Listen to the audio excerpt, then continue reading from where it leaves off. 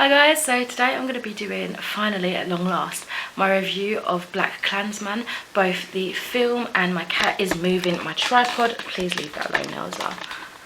Both the film and the book. I don't think I did it like how I have with the others where I did like comparisons and differences.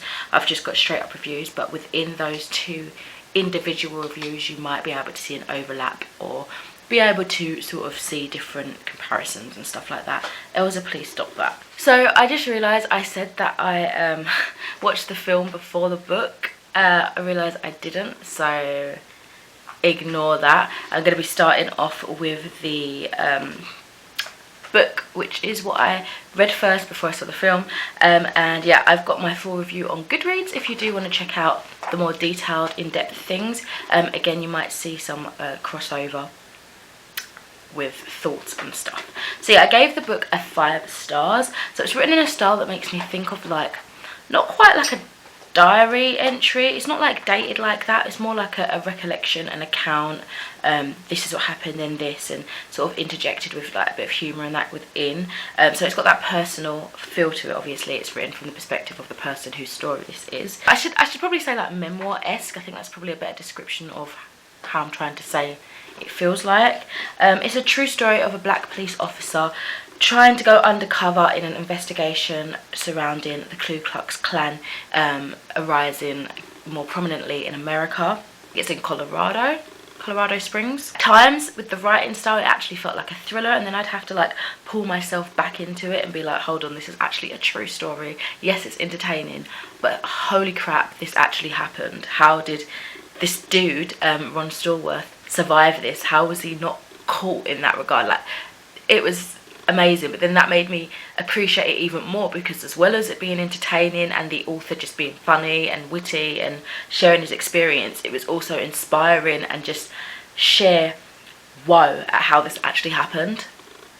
I feel like in that respect the balance between telling the story, giving facts and entertaining the reader was just on point. It was amazing. I will say though, despite me not really being a political person, I don't really know the ins and outs of politics and stuff. The tones that were spoken about in here and the sort of politics that were discussed within the book, I felt myself not falling behind too much. I understood it to as much as I needed to, and I felt like it didn't put like a dampener on my experience reading. Like, it wasn't like I don't understand what's going on, I can't continue. It was more like, oh okay, this is written in a way where I can sort of comprehend as much as I'm able to, and it added more to the story because you sort of saw the, even though it was written from a perspective of obviously someone going to infiltrate the KKK, you got the perspective also of how they viewed politics, how the KKK thought that white supremacists were supreme, how they thought they were superior, and the politics between that. Because, for example, the background of the Grand Wizard of the KKK was very political. It was interesting seeing those details there, and then obviously brought back to the black police officer and his opinion on it and his view of why he thinks that's wrong. Just stuff like that. So yeah, that addition of politics did not throw me away. I understood, which I'm shocked at. I will say, Stallworth as a person and him narrating the story, I do find he came across a little bit like obnoxious. I don't know if he's just got this general pride that he, out of everyone, managed to do this. He was one of the first black police officers in that district, I believe, and to do something as massive as this, I think he was just proud. So maybe that's where I'm getting the obnoxicity, is that a word, from. But it did feel a little bit like, okay, peg it down a little bit, you know. I guess maybe he was just overly optimistic, because when I say obnoxious, I don't mean like him recounting it. I don't know, I mean him within the actual happenings, like when he was describing thoughts and feelings during the investigation. I just thought, dude, you've not even completed this yet. You could be blown at any moment. But he just seemed overly optimistic. I mean, it's great to have optimism, but something so dangerous and something almost like the chances are totally against you. He was a bit too like, I can do this, look at me. Do you know what I mean? Like, that was just a passing thought that was in my head, and I thought I'd highlight that because I'm not sure if anybody else had those thoughts as well. So yeah, wrapping up this review, I'll say I rarely read acknowledgements, to be honest, but I feel like the first half of it specifically was really heartwarming actually, so I'm glad that I did decide to take some of that in. I had wanted to check out the film, as I'll talk about in a moment, for its bold use of humour within the trailer and obviously the interesting topic. So to discover that it was actually based off of a book, I feel like they must have said that in the trailer, but maybe I missed it. You know, a book of true events. I'm so glad to have read it first and stumbled upon it in the library. I thought that was awesome. It left my cheeks tingling, which is always a strange but obvious sign of me enjoying like something like a film or a book. So yeah, definitely check out the book if you are interested.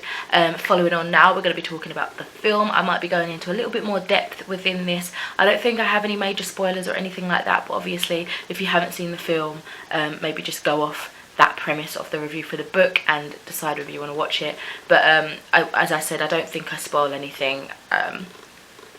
But yeah, let's talk about the film. So for the film, I actually gave 4.5 stars. So I enjoyed the book just that little bit more. I haven't seen the trailer for this when it was coming out. I thought it looked fantastic, but for some reason I never got around to it. Then earlier in the year, as I mentioned already, for the book part, I stumbled on the book in the library. Learned that it was a true story. Gave that 5 stars. Finally caught it being played on, I think, Sky Movies, and checked it out. I recorded it and just watched it in my own time. I actually thought I knew exactly when the first scene was set, as I recalled in the book talking about the clan showing this specific film to its members to sort of motivate them into believing about this superiority. But this was actually so much later, so I was actually a little bit confused at what that opening scene was. It was scary to see how the clan reacted to the film later on though. I think it was called Birth of the Nation or something. They do talk a bit about that. Sorry, I need to take my glasses off and clean them. They do talk a little bit about that in the book, and how they were sort of, I don't know, to me it seemed like brainwashing. You've already got these people that hate a particular like minority, a particular group of people that they think they're better than, and then showing them this sort of media. I feel like it's not propaganda, but I feel like there's a word similar like this that I just can't think of. Showing them that riles them up, kind of manipulates them even more when they're already in that frenzy. And this viewing, it did seem like that, so it was scary to actually see the reaction, both in written form and in the film when it was shown. Got to say though, the cast were absolutely amazing. The people that were cast to play the people in this film, awesome. It was nice to see one of the Baldwins cast as well. He did a great job as the leader actually. Adam Driver, who I actually thought was Keanu Reeves, they look similar to me, but I now realise is the actor from, you know, the newest Star Wars, who was Star Wars' partner, was absolutely fantastic in this. I think he had a different name in real life. I can't remember what he was called in the book, but I feel like they had different names in there. The actor of David Duke, I was surprised to see was, I don't know how to pronounce it, Topher Grace, I can't remember. I've only seen him in lighter roles like that 70s show. But he was phenomenal in this as well. He was really good, and he had this odd humour to it. Like, obviously it's a character you're not really supposed to like, if you know what I mean. I mean, depending if you agree with the Ku Klux Klan, I don't know. But he just has this, I don't know, he just brings a certain personality regardless of whether he's a good character or a bad character or whatever. And it just makes me, I don't know, fond of him, which is scary when you think about the role that he's playing, do you know what I mean? But anyway, he was great in it as well. And of course, the actor who played Stallworth, I think it's John Washington, was an excellent lead role. He really, really played the part well. Gave the story justice, I feel, through his deliverance of the acting, and also obviously the producers and directors did an amazing job of sort of dramatising an actual story, but making it entertaining to bring people to hear this story. Like, that looks action-packed, that looks funny, let's go see it, but it's actually filled with so much more than that, and I think that was a good sort of marketing ploy. Despite its 2 hours and like 30 minutes length, I feel like we got to the undercover detective part of it really fast. It felt like this all the way through, so I don't think that it gave us that true slower pacing of events unfolding that the book gave us. Obviously it was over a period of time, but the film sort of punched it out, so in that aspect the action-packed fast pace kind of worked against its favour a little bit, just when you understand the pacing. Obviously if you haven't come from the book you might not have found that an issue, but having seen the difference there, it stuck out like a sore thumb for me. And I actually will say, I do think I would have been a little bit lost if I hadn't read the book before. I just feel like that's got so much more context in it. It explains things more. Going into the film, you won't have known what you were missing, so it probably wouldn't have stuck out so much. But I feel like, personally for me, I would have been like, so why is that connected to that? What's happened? I feel like I've missed something. And the book's knowledge that I had read kind of filled in those pieces for me, luckily. So personally, I feel like some details felt skipped and not as fluent as the narration of the book, if that makes sense. In the film, there was this one guy in the clan that was really suspicious of the guy acting as the White John, he was really suspicious that he was Jewish. I don't think this was a thing in the book, so that confused me. I was like, is this a real character? Like, I think he was based on a real character, but I feel like the motives he had wasn't highlighted in the true account in the book, so I don't know if that was just added in there for some sort of, you know, shock factor and stuff like that, or to keep people on their toes. He really undermined the leader of the chapter as well, which I feel like would be a dismissal or a punishment worthy situation. Like, from some of the things that were brought to light in the book, I feel like that wouldn't have been allowed. So I was shocked to see his kind of unruliness. He was a bit like a loose cannon actually in the film, but again, I don't know if that just made you as a viewer more like on edge and like, oh my god, are they going to get caught sort of thing.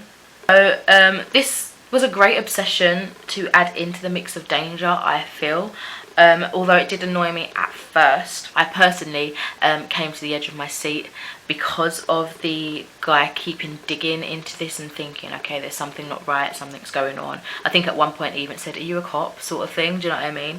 Particularly when he looked up Starworth's address and found the real Ron. That was a situation, and I was like, oh crap, what's he going to do with this information? What's happening?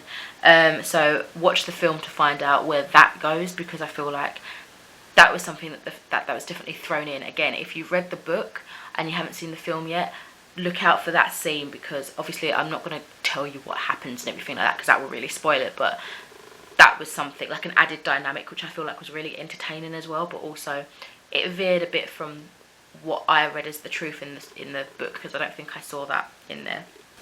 There was this like epic bomb scene as well. I'm pretty sure again was added in for like dramatic effect.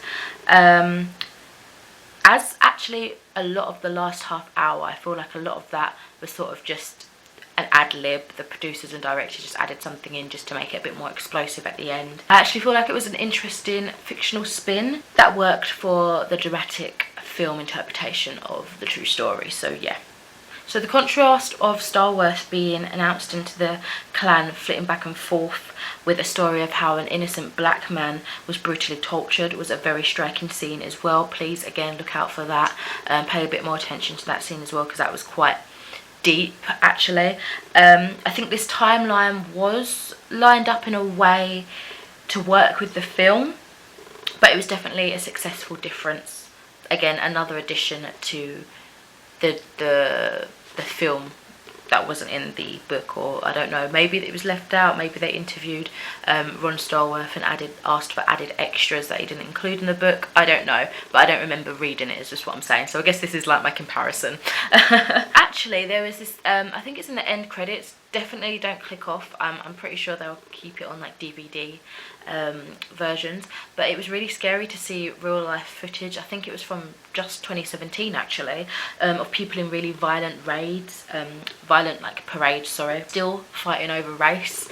Crazy. But as you can see, or as you will see if you haven't seen it yet, it happens. And again, it's things that's all on the news and stuff like that, but it was shocking to see that. Like, it was one of those weird trippy feelings where you're left hopeful, but then you see that and it's like, we've still got a long way to go as a planet and as a people. But yeah, that was a really powerful and emotional ending. If people didn't think this was real already, then surely this would show them. But yeah, so book 5 stars, film 4.5 stars. Both of them are amazing. I definitely personally recommend reading the book first, then going into the film for that entertainment, just to see how they spin it a little bit differently, how they kind of get their message across in a different way, more visually and stuff like that. But both of them are books that everyone needs to read. Specifically, if you are, I don't know, I'm not trying to separate people, but if you are of like black ethnicity of any description, I feel like this is a piece of history that's important, specifically if you're like African American, because this happened in America. But anyway, all people everywhere, open your mind a little bit, see a different perspective of things. I think this was great for that. So yeah, thank you so much for watching. I felt my throat going so dry throughout the whole thing, and I got more monotone, so I do apologize. But let me know if you have read books, films, both, and what you thought of them as well in the description. We can have a topic. Again, as usual, if you do have something more spoilery to say, just preface it, leave a few spaces, and then write your spoilery bits down below. Or if you prefer, you can find me on Goodreads. I've got my Goodreads profile link down below, where you can chat to me, add me as a friend and chat to me there if you like, or find my book review, chat to me in the comments there. Whatever you prefer, if you want to, of course. And yeah, I will speak to you in another video soon. Have a lovely day. Bye.